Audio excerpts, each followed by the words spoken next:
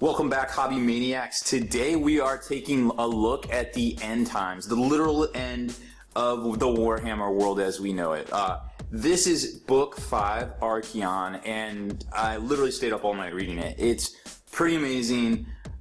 It's like sad, but it's like a new beginning at the same time, so I'm like stoked to see what comes next.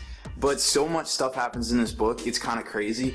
There's a ton of new rules in this thing.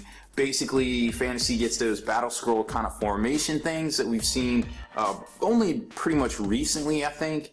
And, you know, there's some really cool stuff in here. Tons of great painted minis. We got the rules for the Bloodthirsters, you know, the three quote-unquote named Bloodthirsters, even though they resemble specific ones from the book itself, like Cabanda, who also is in, you know, Warhammer 40k, etc. So it's a really cool thing. I mean, obviously, if you've already picked up the past 4 books of this, you're gonna want this one. It isn't direct only, so you can go in your local game store, hopefully find this, buy it online.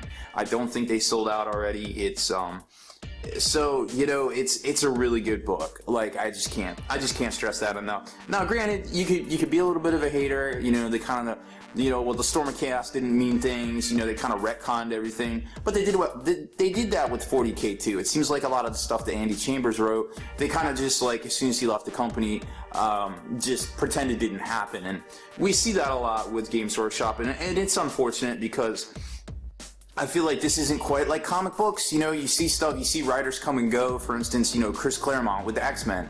You know, he had these fantastic story arcs going, and then he left Marvel, and, you know, it just all kind of collapsed, and nobody really knew what was happening with it. So I feel like that kind of happened in the mid 2000s with a lot of things, both fantasy and 40k, and it's unfortunate.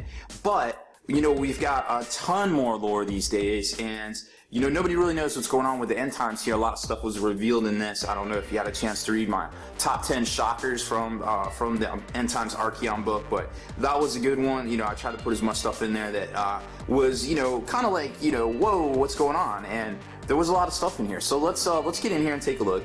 If you haven't heard already, Sigmar is definitely back. So it's the standard end times. I guess the end times kind of coined the term. It's the standard end times format here. You've got the 2-book hardcover, you know, kind of edition thing. You got the 1 book that's about 240 pages, and then you got the other the rules book, book 2 generally, that is roughly 70 pages. Is about codex. I guess it's more supplement size if you compare it to 40k. So you got a little supplement, 70-page supplement, and then the full-on. So you got about, you know, 300 pages of awesome when it comes to this. And then of course it's got this like sweet, you know, slipcase kind of thing, high quality stuff. You know, we saw this spoiled from earlier in the year, like around Christmas time, because I guess some of the Chinese printers were putting out counterfeits, unfortunately. And I think Games Workshop has definitely taken some steps in order to try to curb that. They're bringing printing back into the U.S. In other areas, more trusted areas of Europe, from what I understand. So that's good to see, because nobody needs to be getting this stuff, like, you know, crazy ahead of time. And, you know, I'm sure that really messes up a lot of Games Workshop plans as well. But it's not just Games Workshop, it's pretty much every book out there in the market, and a lot of printing's coming back to America. So, you know, more jobs in America is always good, in my opinion. So here's book 1, Archaon. Like I said, it's roughly 240 pages. It's got, you know, all sorts of fluff, cool new artwork. Hey, guess what? Archaon's coming. Oh no. Volume 5. Let's take a look at some of the chapters here. You know, oh, I guess it doesn't have a table of contents, but that's okay though. So basically, what happens is, just to recount the story, is there's a ton of battles. Basically, what happens is, you know, the elves.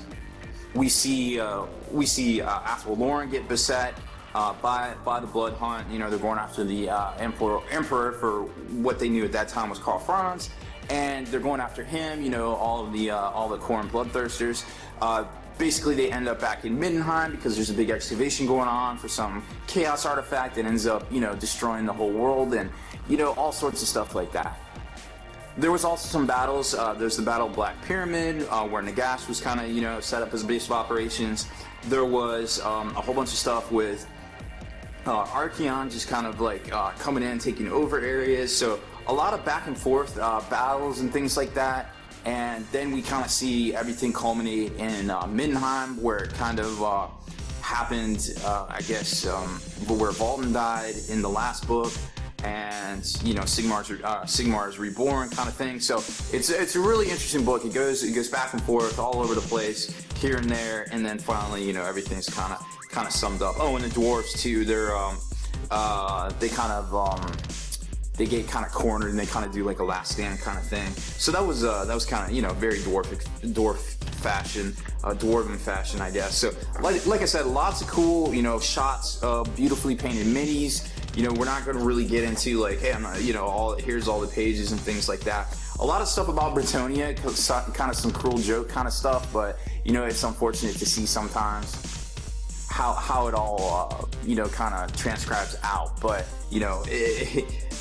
I'm sure a lot will be revealed once we figure out what's happening with the actual universe and things, and where everything's going. So tons of new artwork, lots of cool stuff. There's Cabanda, you got Defense of the Eternal Glade, there's a lot of secrets revealed and things like that.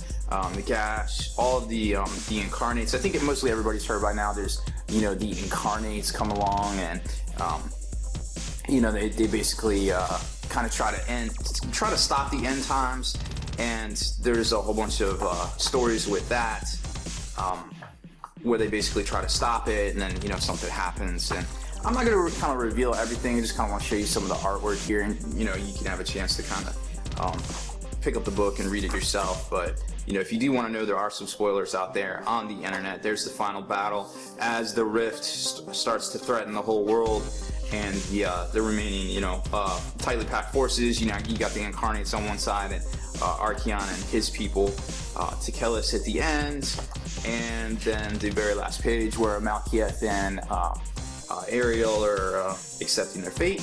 And then we get into everything blowing up. Boom, boom, boom. Oh no. And then we saw this, there's the end, I guess. And then we saw this page earlier in the week, I guess on one of the Spanish sites. So basically there is the glimmer of hope.